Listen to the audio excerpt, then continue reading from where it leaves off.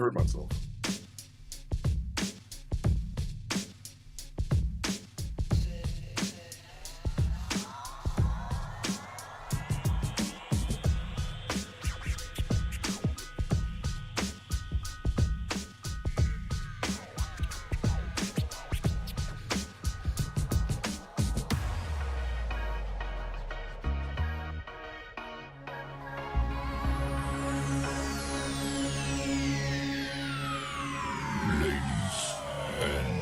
Gentlemen, may I have your attention, please? The show starts in 10, 9, 8, 7, 6, 5, 4, 3, 2, 1. Go.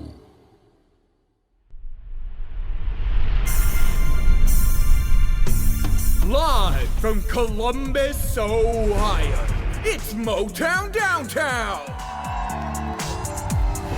Motown Downtown, come on down to Motown Downtown. Today's guest, Chris Sanders. Come on down to Motown Downtown. My name is Tyson Bruno, and here's your host, Mo Chocolate. Come on down to Motown Downtown.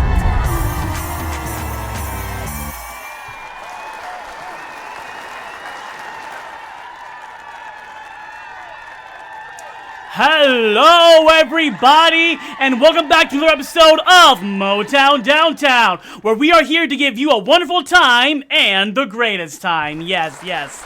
So, before we continue with the show, I just want to say happy spooky season from all of us from here to you.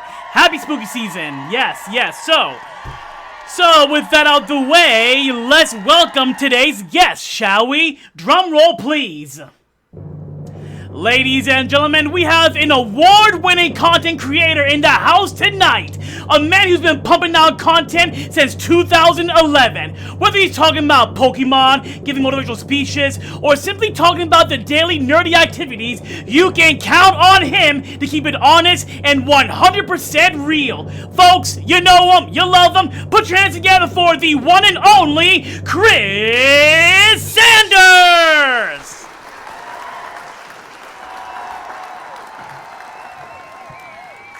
What's up, Chris? What's up? What's up, man? Long time no speak, right? How you been, buddy? I know. It's been a good. It's good. Yeah. A lot of people may not know this about you and me, but we've known each other for a very, very long time. I want to say 2010 or something. Yeah, because I think I found you when you were doing your Dancing Mo segment after you were on the tester. Exactly that. Yeah. He's been folks. He's been putting up with my bullshit for over 10 years. So props to him. Give it up for him for sure. But yeah. So but first of all, Chris, thank you for taking time out of your busy schedule to come here to Motown Downtown. Thank you very much, buddy. Thank you. No, dude, happy to be here. Also, I didn't know that I didn't realize that Tyson was your announcer. Yeah. You didn't know.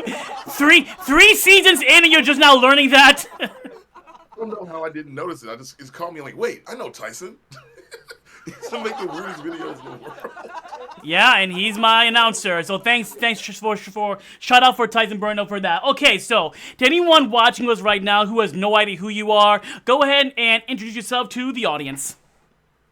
Hey everybody, I'm Chris Sanders, aka Nerd Motivation, aka the Pokemon Gangster Nerd. I've been doing content creation for about 11 plus years now. I love Pokemon, I love video games, I love anime, and I try to talk about all of it, but also find a way to take that stuff and make it motivational or helpful to other people. So I don't want to just be funny or silly. I also want to be as real as possible, but also as helpful as possible. All right. Nice. I fuck with that. I fucks with that. Nice.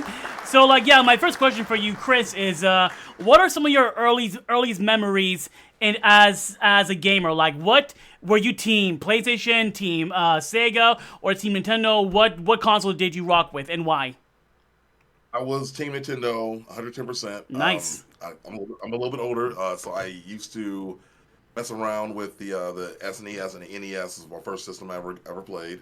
And then I just was always kind of like Team Nintendo from day one, so I wanted to stay that way. So when Sega came out, I was like, no, it's not that great. No, it's not. I'm not gonna do it. Then my aunt got one upstairs, and I went up sneaking upstairs and playing Sonic the Hedgehog, and fell in love with that. But I still wasn't gonna allow myself to have my own my own console. That wasn't a Nintendo. So even when the PlayStation came out, I was like, no, not doing it. They're lame. Nintendo's the best.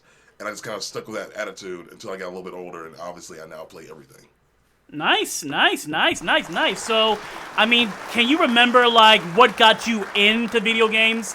Like, what thing that happened and you're like, I love this, I want to keep doing this? What was that moment for you? Think about that. That's hard, because I feel like I just grew up with them. Like, they were always just around in the house. Like, my mom had an Atari, and they got me the Nintendo I mentioned already. It just became a piece of, like, I don't know, like escapism, like, kind of like going off into a different world and finding a challenge I could, really, best and get on top of. And I think that's always been intriguing to me. Like, anything that is gonna push me and make me, better as a person, I think I kind of lean towards. And video games were definitely that, because, with dexterity and being able to, like, solve puzzles. Like, I'm thinking back now, I had a Game Boy and I had Tetris. And I think that's what really got me, like, super sucked into the world of video games. Nice, old school. That's the best way to go for sure. Now, do you necessarily have a favorite game and least favorite game? Yeah, I have. I love Pokemon. I'll probably say the last Pokemon game was probably one of the best games I've ever played. But it got bested later by Zelda: Tears of the Kingdom. I think that's up there for me. Nice. Yeah, like, that's way up there. And least favorite, anything with those like the little not gem, like the little puzzle games where it was like, here, do these things. It's basically all Tetris ripoffs, like Dr. Mario. Could not stand Dr. Mario. I'm like, what am I even doing? No love for Dr. Mario, darn. but so like. Okay, so you became a gamer and stuff, so what was the big deciding factor for you to go down the content creation route? Yeah. So this is actually kind of funny. I started my channel for two reasons. One, I went to art school, and I was an artist. I knew how to edit videos. Mm-hmm. I was working a job that I absolutely hated. There was no creativity in it. And my boss, one time, was legitimately what happened. My boss walked past my desk, and he saw me working on some line art. And I was in line art, the stuff you see in like IKEA furniture catalogs. Yeah. They basically traced that stuff. So I essentially was working on a urinal cake, the thing you pee on. And he goes back to me and goes, living the dream, huh, Sanders? And I was like, no, it's not my dream. And so I knew I wanted to do something creative, and also I want to pay off my student loans. So I made a rap album, and I made a rap album. And I put it out for 9,000, and I was trying to promote it on YouTube. And my video, which was the first single, was I Love Pokemon, was the name of the song.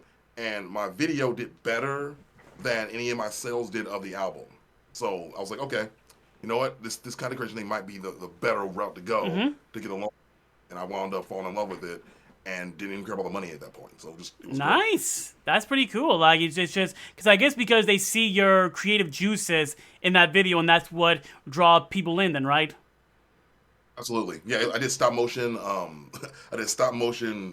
Little Pokemon figurines and have them dancing in the video and things like that. So. Nice. Back in 2011, you were creative. Nice. So everyone has a unique story behind their online username. So C. Andreas, like, is there any like reason why you went with that? Whereas your actual full name, what? No. So my full name is Christopher Sanders. My friend in college always called me C. Andreas because we were playing GTA. Is it 5? I don't know. GTA 5. And he always like would refer to me as C. Andreas. So when I was making my channel, I just used it. That's kind of it. Oh, that goes short and simple. Nice. I like that. Yeah. I like that. Pretty simple. Yeah, so you launched your... Yeah? What? I was going to say shout out to Chris Ross. He's the one who came up with it. Shout out to Chris Ross. Shout out to Chris Ross. Yes. So you start your YouTube channel. What would you say, like, was your first like super big viral video? For sure, it was super virals. Black people that talk white. I mean, a video where I was kind of talking about like how I got made fun of for talking like more proper. It was like a 3-minute video, I want to say, and that blew up. And that kind of got me like rolling with any kind of like real like viral feeling, I guess you can call it that. Black people who talk white. Yep, black people that talk white. Huh? I think I even called it like a black nerd Who talks white? reaction, and yep, and they got me in trouble with black nerd comedy. Got it. Gotcha. Well, I mean, your first viral video that's like the best feeling in the world, right? Oh yeah, I mean, I'll say almost the second one was like the Pokemon First World Problems. That one is really the one that like made me feel like, okay, I'm actually in this. Yeah. And it felt great, but it felt better to know that I could do it again. It wasn't just like a fluke. Yeah. And that's actually my next question is like, what were some of the steps you did to grow your channel? Because I remember you would post it on Reddit and that cheeseburger website and stuff like what other steps did you take to grow your channel?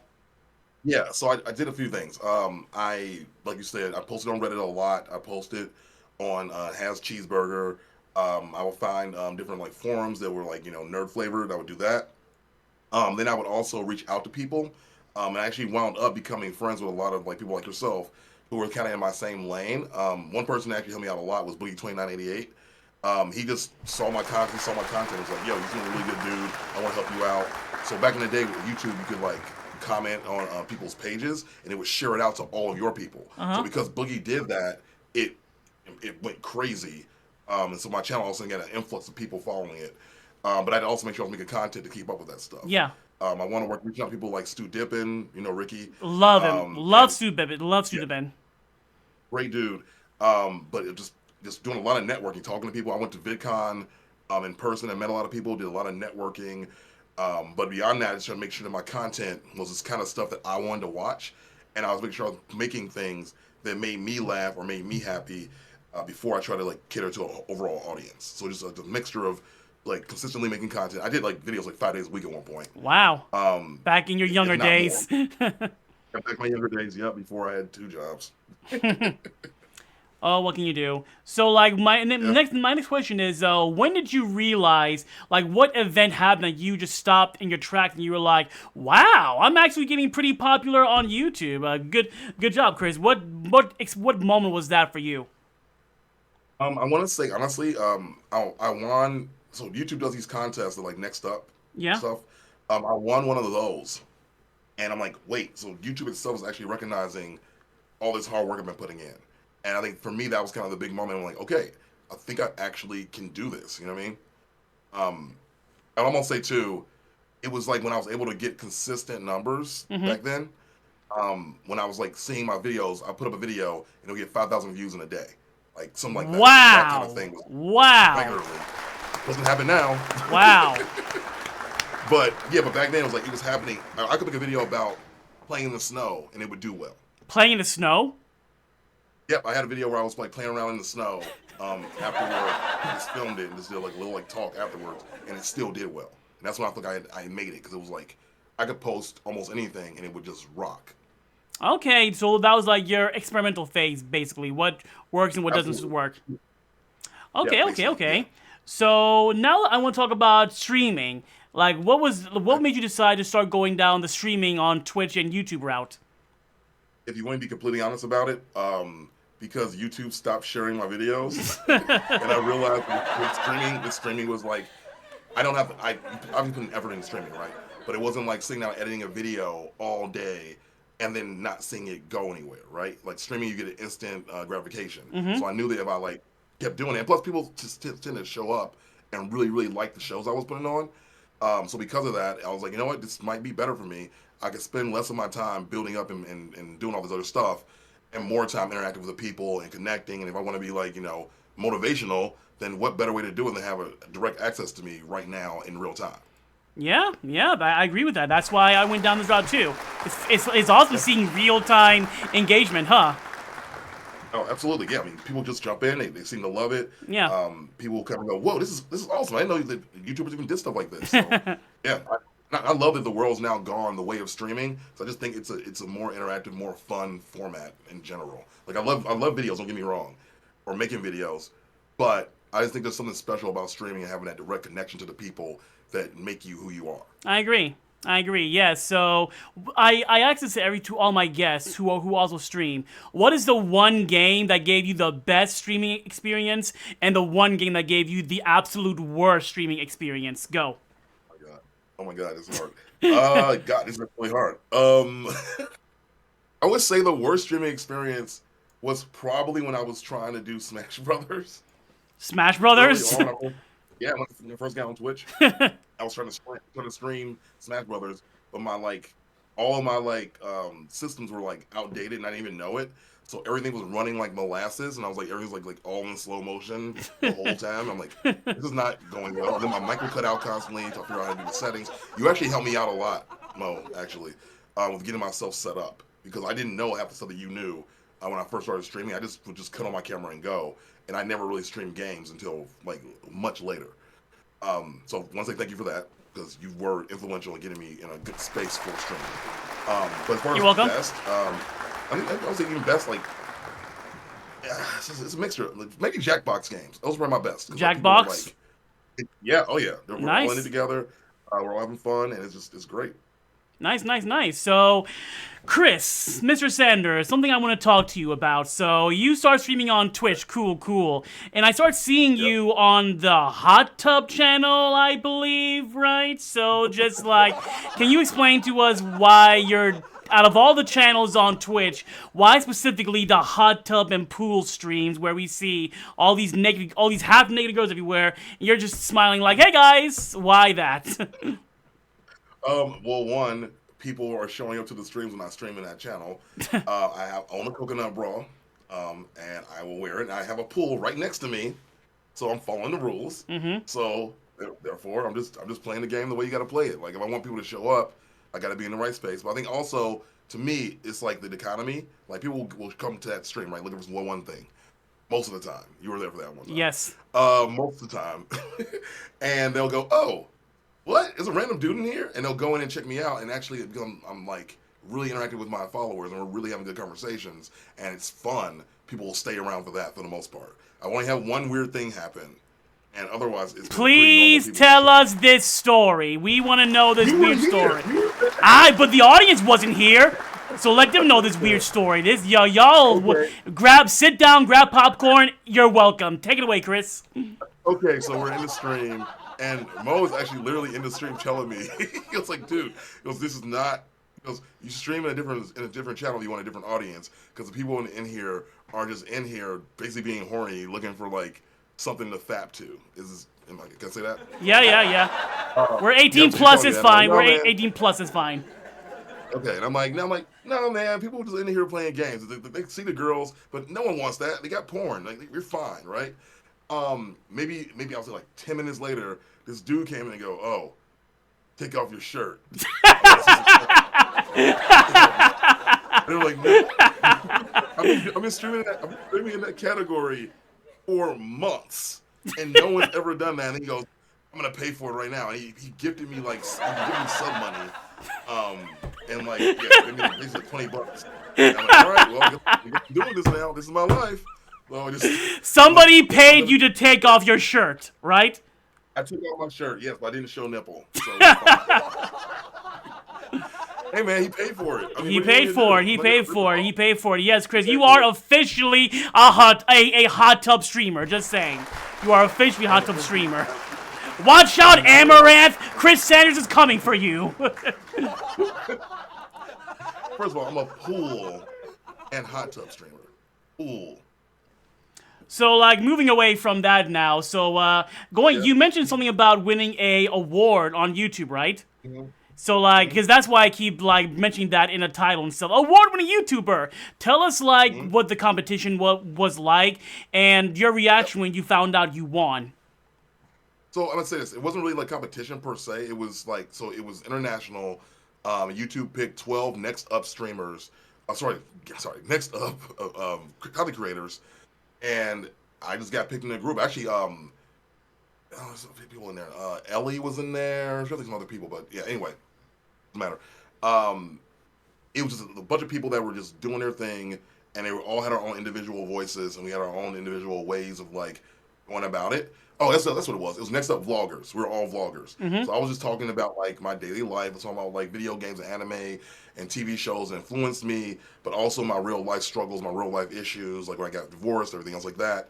Um, and yeah, and it was phenomenal. Like when I actually saw that I won, I remember I was sitting there and I was in shock. I'm thinking, okay, I think I finally made it. Like YouTube itself is recognizing me. They're gonna give us classes. They gave us $10,000 in equipment. Um, we had like mentorship programs and all this stuff. It was crazy.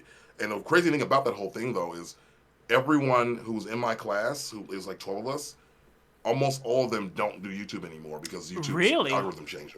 Almost all of them. They're on TikTok now, right? Yep, they're on TikTok Yeah. or they gave up because their channel started crapping the bed. Like it's crazy, but like that's how it happens. What comes Okay. up must go down. True. So sad, but true. So you have like you said $10,000 worth of equipment, like what? A new camera and what else? Yep, actually, the green screen still from the same things. They gave me Nice. a green screen, camera. I had an option to get a camera or a computer. I chose the camera. Mic systems, lighting. Yeah, like everything you need to basically to be a YouTuber. They gave you all of it for free. For free. That's awesome. Now, how did that impact your channel? Like winning an award, all this stuff. Like I'm going to assume that motivated you to keep going forward now to do bigger and better. So how did that affect your channel in the long run?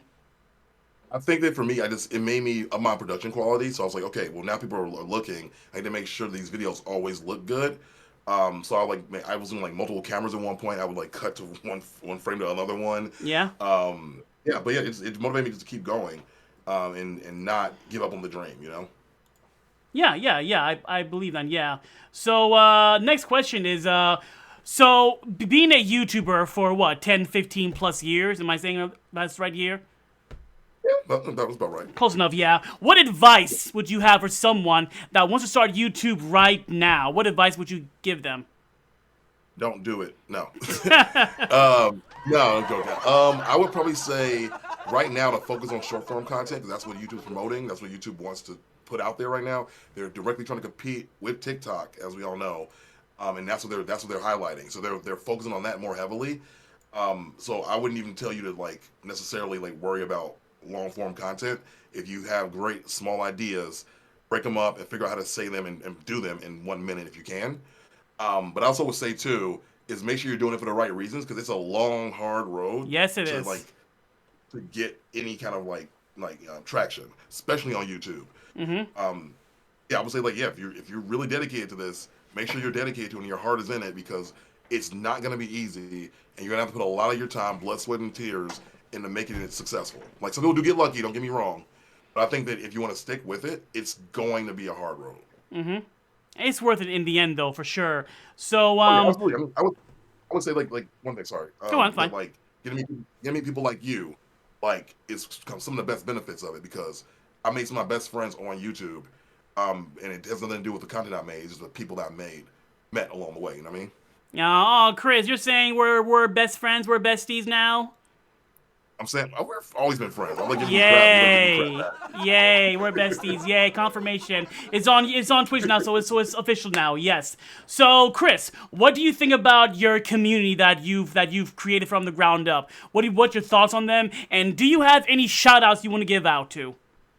Yeah, I mean, honestly, I love almost everybody that comes through. I have a couple of trolls that I still love too. Shout out to Alien Myth. Ultimate Guy always pops into, and like I just feel like I really appreciate that they appreciate our relationship. Like, I have the whole like parasocial relationship thing. Yeah. I don't think my community has that. Because like we're actually really do connect with each other and talk about real stuff, and I do care like probably more than I probably should for these people I've never met in my life. But I do like I make plans like if I go somewhere, I'm gonna come into your town. Let me know. We can meet up. We can hang out. I've met like friends in a while before. I actually have this story from a long, long time ago. I had posted myself doing a vlog in my gym at near my job, and one of my followers recognized the gym and goes, "Hey, I live right by there. Can we meet up?" Oh, me, her, and her dad all hung out at like a ice cream shop and just chilled, and it was just like the coolest thing. That Wow. this girl was like, "Oh my god."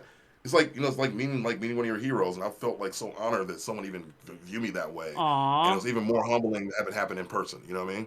You met the fan and her dad. That must be awkward. Just saying. I think the dad didn't get it. He was like, "Yeah, I don't know. Why does this girl with me, my daughter?" I was like, she wanted to meet up. That would I'm be friends on awkward, yeah, for YouTube. me. I see the page. Yeah, she showed him my page, so he felt okay with it. But it was a little bit weird. But she appreciated it, and that's all that mattered. You know. Hey, Dad, I'm meeting some guy on the internet. No, you're not. So, Yeah, I told her, I'm like, make sure you have a parent with you. I told her that. It's like, yeah. just make sure bring somebody with you because I don't want to make it look weird. Make weird, yeah, for sure. So next question is, what do you? Oh, actually, I think October this should get a shout out too, because he's like one of your mods in your stream, right? So shout out to Oh, yeah, October. yeah. Oh, yeah. October. Always October. Always October.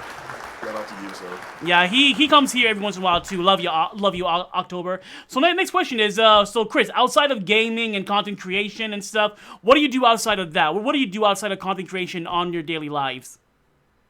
He probably knows. Like, I date. Like try to, Yeah. I'm trying to meet my next wife. So I'm working on that. Let's see, what else do I do? Honestly, I've been working like crazy like lately, so I haven't really had a lot of free time. So I've been trying to really just focus on, like building myself into a better version of myself, meaning like, focusing on my therapy, my mental health. I know those are buzzwords now, but I've been doing that for a long time. Yes. I really do think it's important. Yes. Because I think that like our mental states are fragile, right? And we need to make sure that we're taking care of ourselves mentally as well as physically. So I just try to work on that. I also love to cook. I'll put it out there too. Nice. I try to cook 3 times a week if I can, which is why I also think I probably like dating so much because I can actually cook for somebody. And so that just makes me happy and brings me a lot of joy to be able to feed people. Gotcha. Well, Chris, we actually have a question from the audience, from our friend Ultimate Guy 2003, and he wants to ask you about OnlyFans. Is that an inside joke or something? No, I don't know what this. No, what? That's. Mo, can you ask Chris about OnlyFans? I've never used OnlyFans, but I don't unsupport it. I do know that.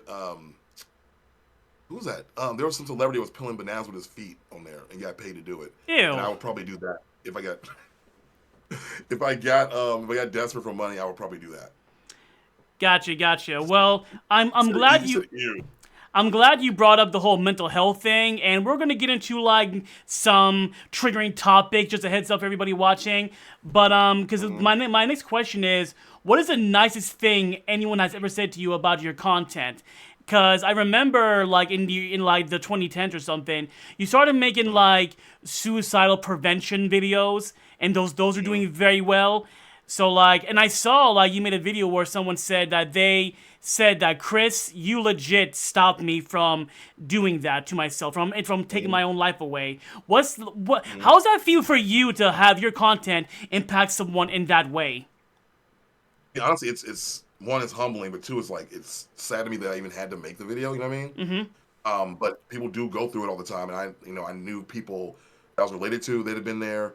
I've been in that point, at one point in my life. So to me, it's really, really powerful to make sure that you let people know that they're not alone, and that that there is help for whatever you're going through, even though it feels like done and dire. I just want to make sure that people know that they're not alone in those situations. So it feels really good to know that I'm able to help people and at least give people something to think about, outside of the darkness they're probably facing. Yeah. So what would you say would you say that's the nicest thing anyone has ever said about your content? You know what? I think, well, actually, it's up there. I would say the other one was, and I don't know if you were at this stream, but I had a subscriber that went into a coma. Oof. And he came out of the coma, and he got in a car accident. And he wound up donating $1,000 on the stream. What? Yep, because he did it in pieces throughout the stream, and he said that he basically was before I went into coma, I was watching one of your videos about motivation and loving yourself or whatnot, and it's one of the things that I remember when I came out of the coma. Like, Wow, legit. that is deep. That is So when they deep. support me, yeah, so they started paying money to go off the stream. I was like, dude, holy crap! Like that's crazy. I'm like, really? He goes like, yeah. I'm like, goes one of the last things I remember. So I just want to make sure I paid it forward. That is fucking deep. Holy shit. That's props to you, man. Props to you. That's why we don't stop. That's why we ain't going to stop. That's why we don't even know how to stop for y'all out there. Y'all out there for real. Yeah. So, next question. So, moving away from a sensitive topic to a playful topic, let's talk about Super Smash Brothers, shall we? Yes. Let's do it. Yes. So, Chris, do you play Smash Bros? And if you do, who is your main and why? Yeah, I am really, really bad at Smash Brothers. I do play it when I have to because friends want to play. I'm trash. But I spam with Pikachu and just shock everybody. Oh, hell yeah. I love Pikachu. Now, do you have, like, a favorite and least favorite Smash Bros. Character reveal? Ooh, you know what? I'll be honest with you. Every single time it was someone from that game I don't play. You know what I'm talking about? Like, they kept releasing all these different characters from... God, what's it called? Shoot. You know what I'm talking about. Animal Crossing or... Nope, not that one. I love Sora, Animal Crossing. Sephiroth. Nope. Wait, what's that game with all the different like witches and mages and whatnot that they kept putting people out for? Like Robin is like one of them. Oh, Fire Emblem. Yeah, Fire Emblem. Fire yeah, Emblem, yeah. I was like, okay, is anyone excited about this? Y'all could have done like any other franchise. Like they did a lot of them, but it just keep releasing like people who love Fire Emblem. I don't even know people who love Fire Emblem. Do you? I don't. But Yeah, yeah, there's so why the hell are they 8. all- There's 8. I'm like, bro, 5 is enough. Just saying. Yeah, 2 is enough, and some of them are palette swaps. And they're like, okay, what are you doing? Like we don't. Where was Waluigi? Waluigi should have happened. Just like, We all agree, Chris. We all agree. The whole internet agrees with you. You just won the internet with that statement. Yes. So, besides Waluigi, Chris, if you could pick the next character for Smash Bros, who would it be and why? ooh, this is hard. Okay, it's been animated. I'm gonna say it's gonna be a little. It's like not even like video games. I'll just say it. The Power Rangers. Okay. I can see that. They've been in video games for years. I want to see them all show up. I want Zordon show to come down and stop you. Like I want to see it happen. I mean, do you like individual ones, or they fight together as a team, like Ice Claimers? I would say you could probably swap them out, and they have different abilities. Okay. Okay, and their Final Smash can be a big Megazord, basically. Yeah, yes. That'd be absolutely. hilarious. Yeah. Oh, So like, but why? Like, why do you hate Smash Bros so much, bro? It's a fun game. Why? I don't hate it. I'm just not good at it. It's like, let me play this. It's like Mario Kart to me too. I'll play Mario Kart. It's fun. I buy them all. I buy them every year. Every time they come out. I don't know why, but I keep buying them. But I'm just not good. So I don't hate it. It's just I'm trash. I play with people who are like competitively ranked, and they destroy me every single time. Gotcha. Well, moving on from Smash Bros. Now, since you mentioned Pikachu, now I want to talk about Pokemon. We gotta talk about Pokemon now, okay? You got to Yes. do it. Chris, what is your favorite Pokemon game and why? Oh my god. Pokemon Black and White was probably my favorite one, and I'm gonna say why, because they actually aged up the characters, and I feel like it was a mature storyline, and I love the last one they just did with like Violet or whatever. It was good. I enjoyed what they did with it. It was really fun. But I just feel like for me, it was the first changing of the guard of a Pokemon series was when they did Black and White, and they had the storyline, and your character was like not 11 years old, he was 15 years old. Wow. It just felt more. It felt a little bit more mature of a storyline. You had N in there too. I fell in love with the characters when they went over to the anime later. I just thought they had a lot to play with there. So while I loved this last series because I think they did a really big jump in terms of quality, just for me, the turning of the guard for Black and White was huge for me. Okay, now do you have a least favorite Pokemon game and why? Ooh, actually, funny enough, Black and White 2. How you gonna say you like Black and White? The sequel wouldn't that be the verse? It should be better, right? No, the sequel wasn't better. The sequel was just like a cheaper imitation. They did instead of doing like Pokemon Gray, where we got a whole new like adventure. I feel like they went back to like, you know what? You did too much changing. We got scared, and they tried to go backwards, and they made your protagonist younger, and the storyline wasn't as deep. I feel like they just lost a lot of steps by trying to go back to what they knew. Gotcha. Yeah. So I mean, yeah, I can see that. Yeah. Now, what are your thoughts on the recent Pokemon games like Sword and Shield and Legends and Scarlet and Violet? What's the state of Pokemon games now? What's your thoughts? Yeah. I would say that so Scarlet and Violet I loved. I was addicted to it. I loved it. Once I beat it, I was like, okay, cool. I don't need to return to this. I think there's still more they can do, frankly. I think there's still more they can do to make it better. I think they should also really make sure they do voice acting in the next series. Yes, yes, yes, yes, yes, yes. It needs to happen. Yeah. But yeah, I think right now, like I don't know, like I like what they did with Arceus. Arceus. I keep saying it wrong all the time. That was really cool dynamic. They had things in there they should have imported over to the new ones. They skipped some stuff that was like really cool and innovative. But yeah, overall, I think that we're in a really good space for Pokemon, and I do think that it's only going to get better from here. I hope so, man, because I actually never ended up buying Pokemon Scarlet or Violet. Simply because hear me out, because when the game came out, it was so buggy, bro. It was such a buggy, broken mess. And I'm like, we as Pokemon fans should not we should not allow them to, like, screw us over like that, you know what I'm saying? I love Pokemon, but I'm not stupid. Yeah. It's like, I'm not paying full price for a game that's not finished. I'm not. No, I'll say this. That's fair. That's fair because, you know, it was really buggy. Like, there were points in the game where it would literally slow down as if the world was like on a slow motion ring. It was weird. It was like, oh my god, and like things where you could glitch it out. But to me, it's kind of fun to have a little bit of a glitchy game. Like if it wasn't for glitches, we wouldn't have Missing No. You know what I mean? That's true. Like, right? So like, while the quality of the game was questionable, I'll give you that when it first came out.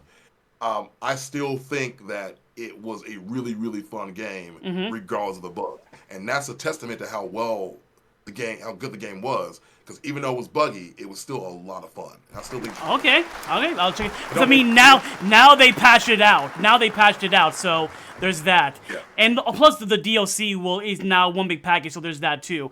But now, do you own Scarlet or Violet? I have Scarlet. I was going to get Scarlet, but I'm going with Violet instead. And it's actually a weird reason why, but I just can't for the life of me just get over this. The motorcycle dragon you ride in Scarlet has a wheel on his chest, but he runs on his legs. Yeah. I can't for the life of me get over that. Like, I'm just like, why is there but because with the Violet, it actually has a, like, motorized propeller. That makes sense. So, like, why am I riding this dragon that has a fucking wheel on his chest, but he won't use a wheel? Makes no sense. So, for that reason, I'm going with the Violet. That's fair. You can do what you want, but you're missing out. No, I'm kidding. Actually, I did want to play Violet just to see, like, the little story differences. And you're right. I do actually agree with you that the dragon's anatomy is buggy. It messes with my brain a little bit, but I can deal with it. It's my thing. I'm happy. And I feel like whenever the Super Switch comes out, it's gonna run a lot better on that console. It has to. Has to. I was really scared about Zelda Tears of the Kingdom running like Pokemon Violet and Scarlet. I was really scared about that, and luckily they did something to make sure that didn't happen. It was good, yeah. It ran perfectly, so we got lucky. Yeah, so moving away from the games, I want to talk about the anime now. So, what are your thoughts on now that Ash is the very best like no one ever was? He is now a Pokemon master. What are your thoughts on that? Like, do you think Pokemon can survive without Ash Ketchum? You know what? So, have you watched the new anime? I have not. Okay, so the new anime is freaking amazing. Wow. They went out of their way. They went out of their way. They're telling a real story here. They went out of their way to make the animation and all the battles incredible, so that you actually want to watch this. And you want to watch the protagonist.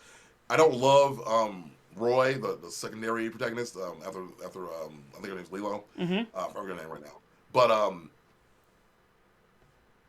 it's honestly, in my opinion, some of the best writing the show has had in years. Wow. They added that character Go, who's basically like Ash was when he was like much younger. Time out. There's a character in the new Pokemon show called Go. So, all right, so not the latest. I think they're actually running in tandem against each other. Correct me if I'm wrong there. But there was a character named Go they added who looks like Ash, but is just like more bratty, and he's more of a battle trainer than a collector. That's kind of his deal. That's how popular Pokemon Go is? That they added Go to the character? What? What? I guess. I don't know. Yeah, it's weird. But carry on. I'm sorry. Carry on. You're good. But then later, they retired Ash, and they're like, okay, Ash is not the protagonist anymore. We're gonna now go with these two new people, and that first episode locks you in, and it really is some of the best stuff I've seen from this franchise as far as the anime goes. Okay, yeah, because I remember you made a video years ago saying how Ash should never grow up because he represents us. Like we're never gonna grow up as Pokemon trainers. So, do you still feel the same way? So I think what I said was that I think that they need to either have Ash grow up or replace him as a trainer, like or just replace him. Like if he's never gonna grow, then what's the point? Because the point of the whole thing is you becoming the master, you becoming the best there ever was. You can't do that if you're perpetually 11. You can't do that if you never show any kind of growth. Gotcha. So for the new show, what does Pikachu do now that Ash isn't around? So it's all right. So it's not the same Pikachu, but there is a Pikachu, and they call him Captain. So it's Captain Pikachu. Captain Pikachu. Captain Pikachu. I like that. Yep. And he's badass. He's awesome. What does he do? What does he do? He shocks you. I mean, he gets involved in battles like the other Pikachu does, but he also has a partner with him who's also super dope. So he just shows up every now and again, and he's no longer the main Pokemon that you see, but he also wears a hat, so that's cool. Well, that's going to be a toy. That's for sure. And so is Team Rocket still a thing in the show? No. So who's the villain? Nope. I forget the name of them. It's a different faction, but like they've been doing that for years. Team Rocket is kind of a joke. They hang around. They try to get Pikachu. Yeah. Then they leave. Yeah. So they haven't really been a major factor in a long time. So it's whatever new team they have now. Ah, man. So I mean, I gotta watch it now because that's pretty cool, man. So moving away from Pokemon into other games. So Chris, what's your opinion on the state of gaming in 2023? Oh, this might hit on the thing we're going to talk about later. I actually don't think it's in a very good space. I agree. Actually, I agree. Okay, we're relying a lot on remakes. I do think we're doing that, like a lot. It's like we need some new, like for Nintendo, for example. Nintendo hasn't put out a successful new IP in years. I thought it was gonna be ARMS. I thought ARMS was gonna be it. It's not. But I just think we need some more innovation. We need some like more creativity. And I think too, with the Switch being as popular as it is, people realize, oh, we can just do a bunch of non-AAA titles and still, like eke by without spending very much money. And I think also too, I will throw it out there that when there is a AAA title, it feels like the same game as every other AAA title. I agree. Tears of the Kingdom is getting a lot of love for being innovative and being unique, but I don't think it would stand out if other developers were putting out actual creative games. I mean, the Nintendo has Splatoon. That's the new IP kind of that did good. Yeah, that's probably the closest thing we have. But even that, that's still Call of Duty Light. Yeah. That's true, yeah. But so you brought this up. So we were originally going to have a debate about this topic because you and I just can't agree on this, and that's fine. But it's just, But now we will have a discussion about it. But so Chris, tell the world now, because everybody really wants to know this. Why do you hate remakes with every fiber of your being? I think that they're lazy and they're honestly, in my opinion, it almost ruins the novelty of being a gamer. Because for me, example, right? Okay. If I want, there's a game I think about all the time called it's like I can't think of the name of it right now. It's Super Gomion or whatever it is. Yeah. It was on Nintendo 64. You were this little ninja dude who ran around, and you got in a robot in one of the battles, and the robot battles are really awesome in that game. But you can't play it unless you have either an emulator or unless you have an old N64 and you can find the cartridge. And to me, part of the fun of being a gamer is having to hunt down that stuff, having to get the old school game, make sure it's all clean and it works well. Like having that tactile sensation you had when you were younger instead of it just being on a system you have currently. And I get it. Not everybody has access to that stuff. I think it actually makes you something you should work towards trying to get. It keeps that nostalgia factor very real. And I'll say too, I think the remakes, in my opinion, are really just lazy. Like I'm not gonna play RE4 remake. I refuse. That's fine. Because it's just the same. It's the same game with some little bells and whistles. You're right. You're right. You're right. You were not wrong there. You are right. Yeah, right. And that's why I don't mess with remakes. I'm like, I played Mario 64 when they re-released it, but I think it was a little bit different. Just because I wanted to just play that game. When they had that little Mario Brothers nostalgia effect 3D kit. I don't know if it was called, whatever. I played that and I was like, okay, cool. I played this game. It didn't feel the same as it did when I had it. Okay, yeah. Because here's my thing is like I've been itching to play Wind Waker for years now, and so that's why I wanted to port the Wind Waker HD version to the Switch. Because I own a Switch, so I can play it. But, like, I see what you're saying about hunting down a Wii U, a gamepad, and the game to, like, relive that nostalgia and stuff. But it's pricey, bro. It's pricey for, like, getting a Wii U and the console and the handheld, an extra Pro Controller, and the game. And I'm broke, bro. I am 90% broke most of the time. You know what I'm saying? So it'd be a convenient factor for me if they release it on the console I currently have. You know? Okay. That makes sense. I will say this, though. The only remake I fucking hate with every fiber of my being is The Last of Us Part 1 remake. It is a pile of shit, bro, because it is so fucking unnecessary. After The Last of Us Part 2, Naughty Dog has been releasing, they released The Last of Us Part 1 remake, and now they're working on a remaster of The Last of Us Part 2. It's like, why? Make something new! So, in that regard, I do agree. It is fucking lazy. It's super lazy, and the thing is that game is still available on the consoles you have right now. Exactly! Exactly. It makes no sense. I hate that's where you and I will agree on, yes. But that's fine. But now, going back to your YouTube channel, what's been going on? Because I've noticed that you haven't been posting videos as of late. And, like, is the glitch still an issue? Like, can you explain to the audience what this glitch is? Yeah, so, I mean, it's kind of weird, but if you go back on YouTube and look up the glitch, you can find it. A bunch of channels got affected, big and small. One of the bigger ones was Daystorm. You guys remember Daystorm? Oh, yeah, Daystorm. Loved Daystorm. Yep. Daystorm was one of the biggest YouTubers on the platform. Got, like, millions of views every video, and little by little, his audience there started to shrink, even though he's still doing the same stuff that got him there in the first place. And you could say that, maybe like his audience got lost interest, but they didn't. They weren't getting shown his videos. The glitch basically doesn't put the videos in your substream, and it doesn't put them on the recommended page either. So like it really does destroy your channel. Like for me, I remember the day it happened, or started at least. I was posting videos like every day, like I always did. I was putting out like 3 or 4 different types of videos. I did a video about the Xbox. I think Xbox 360 got announced. I made a video about that, and normally that kind of video for me would get like 5 to 10,000 views. It got 500, and I was like, what? Then I put out a video about Ninja Turtles, which I was doing regularly too. Those videos would normally do like maybe 1,000, 2,000 views. It got like 300, and I was like, what the hell's happening?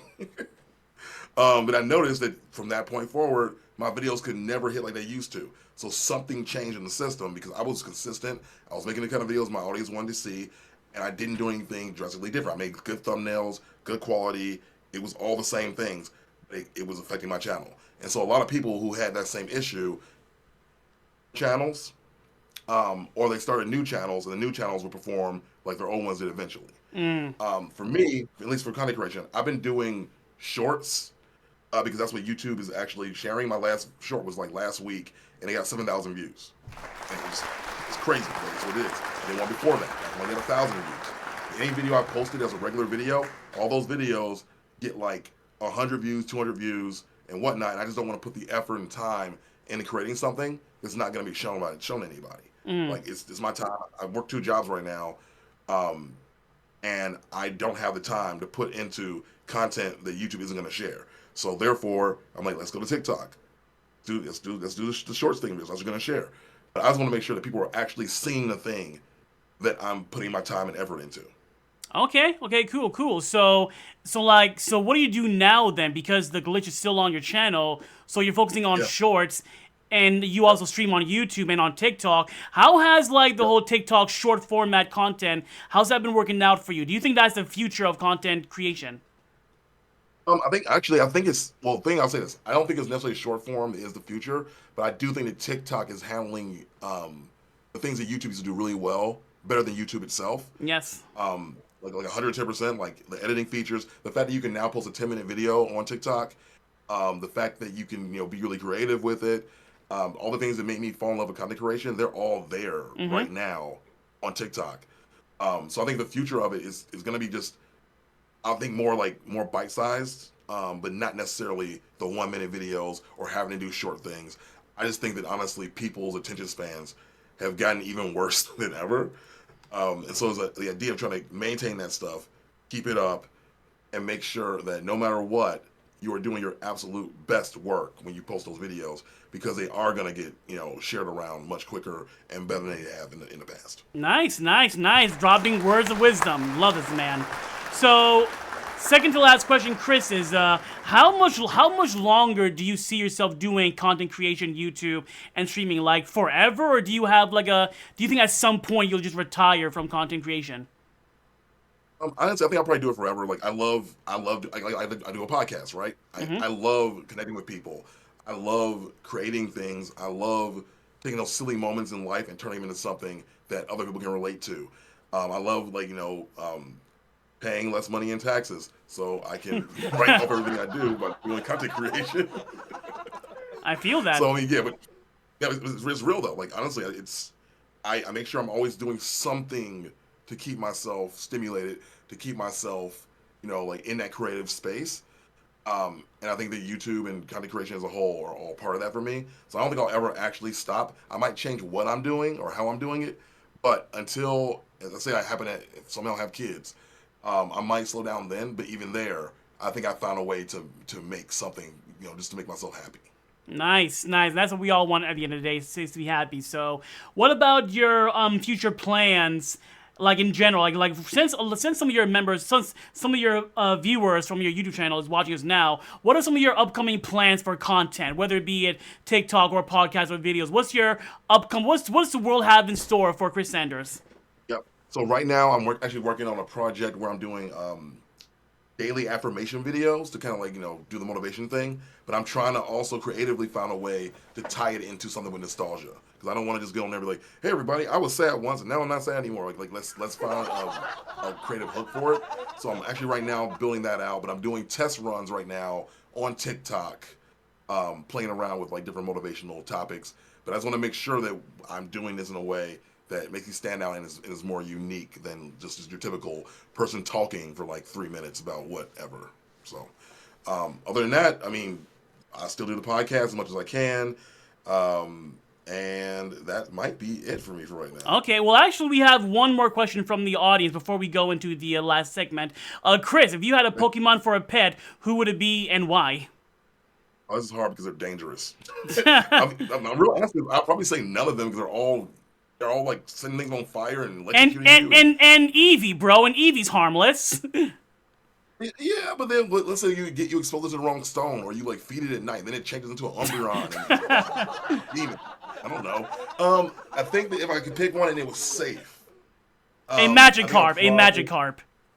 Okay, there you go. See, yeah, I don't want a giant useless fish that will grow up and eat me. I don't know, dude. I think that I would probably at this stage I would probably still stick my true blue and say that I would almost definitely get a Charmander, and then only evolve him into a Charmeleon, but never a Charizard. Yeah, I will burn everything down. I'd probably get a Snorlax. Just eat and sleep all day, because that's what I do as a grown-ass man. Anyway, so we are gonna wrap things up now with the fan favorite section of the show called Top 10 Questions on Motown Downtown. Top 10 questions. You got the questions. Top 10 questions. I got the answers. Top 10. Top 10. Top 10 questions. Better get your answers ready. Where I will ask my guests 10 questions courtesy of Inside the Actors Studio. So, Chris, are you ready? I am ready. All right, so the first question is, what is your favorite word? Cheese. What is your least favorite word? Moist.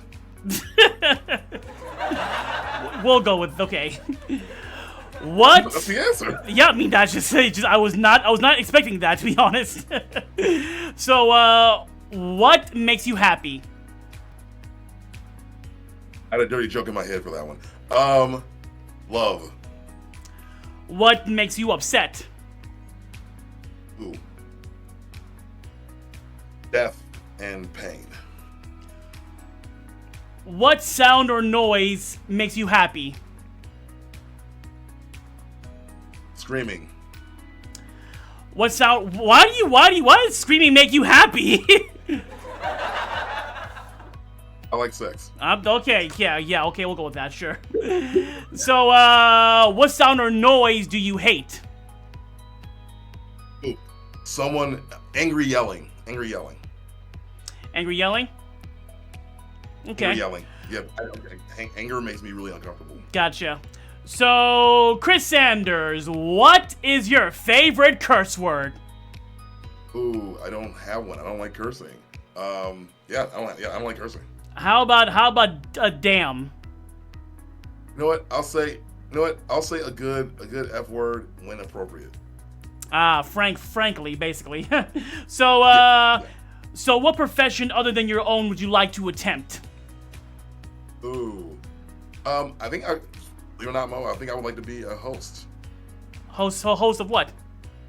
Like TV show or like maybe even like a podcast. I often want to play around with the idea of voice acting. I really want to do that actually. You know what? That's my answer. Voice acting. Nice. Hell yeah. So, what profession would you not like to do? Ooh, I don't think I would like to be a doctor of any sorts because I don't like blood. I agree with that. So, last question is, if heaven exists, what would you like to hear God say when you arrive at the pearly gates? Hello, we have steak for you. One more round of applause, please, for our guest, Chris Sanders. Chris, thank you so much, man, for coming out tonight. This was a lot of fun. I love having interviews with my friends because it feels so chill and it flows well and the energy's there, man. So, thanks for coming out, buddy. Dude, I really appreciate it, man. I really do appreciate what you're doing here, and it's great stuff, and hope everybody watches it. Hell yeah. So now we're going to find somebody to raid. So, Chris, say one more goodbye to the audience before we bounce out of here. Right. Goodbye, everybody. No, say something to the audience or something before we go. Your farewells. Your farewells before we go. Oh. All right, guys. Where they can find you, your TikTok, your YouTube, all that jazz. I'm bad at this. All right, so you can find me if you look up Nerd Motivation, literally everywhere. TikTok, YouTube, you find it, it's there. And you can find me also under Chris Sanders or C. Sandreas if you can spell that. But most importantly, though, I just want you guys to know that I really appreciate you for being here. And last but not least, ever use teleport. Oh, that's a throwback. Yes, it is. So, we are going to raid our friend Radiant Garden. So, everyone in chat, please stay and wait for the raid. And I'll catch you all next Friday for more Motown Downtown. Thank you, Chris, once again. And be sure to click the link below where I added Chris. Give him a follow on Twitch, YouTube, TikTok, all that jazz. What's your TikTok? Oh, my TikTok is Nerd Motivation. There you go. Follow me on TikTok and YouTube, all that jazz. I'll see you all next Friday. Actually, I'll see you all on Monday for more Final Fantasy 16. We're fighting the Titan! Finally, so I'll see you then, alright? Yeah, bye guys!